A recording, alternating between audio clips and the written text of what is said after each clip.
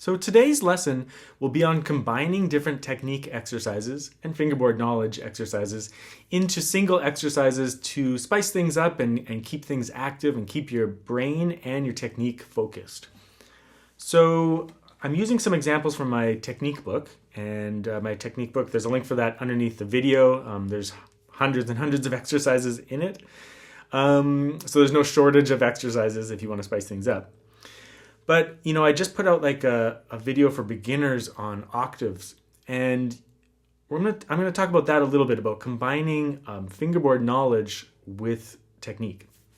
So for example, this shift exercise from my book includes jumping different octaves. So for example, C, D flat, C, D flat, C, D flat, C, D flat, and then jumping up C sharp, D, C sharp, D, C sharp, D, C sharp, D, D, E flat, D, E flat, D, E flat, D, E flat. That in itself is a combination exercise, right? Because you're doing shifts. You're also doing like an alignment exercise where you're trying to place your fingers properly, right? But you're also doing the shift, but you're also keeping track of where the octave is, right? Jumping to all these different C's across the fingerboard. And we could expand that up the fingerboard, of course, as much as you like. But you can add even more to it, right? Like you could, of course, when you add speed, it gets harder, right?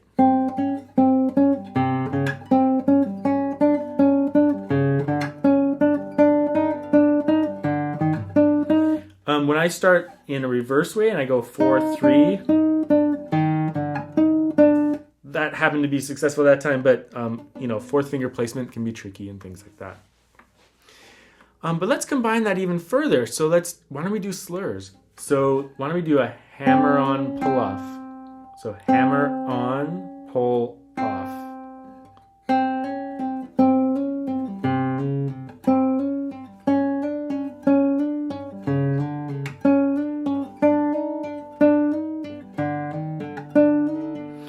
You can combine all these exercises while also working the mind.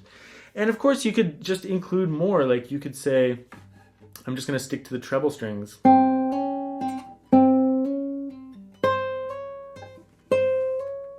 Sticking to all the C's and D flats.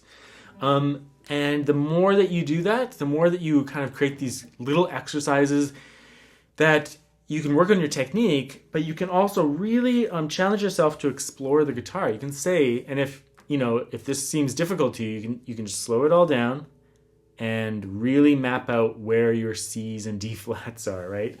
C, D flat, or C, D flat, C, D flat, C, D flat, C, D flat, C, D flat, depending on how high up the guitar you want to go. But there's no speed limit on it. You can go very slow. You might just want to explore C's. With good finger placement, of course. Those are just the C's on the treble strings. But of course there's C's on the bass strings, right?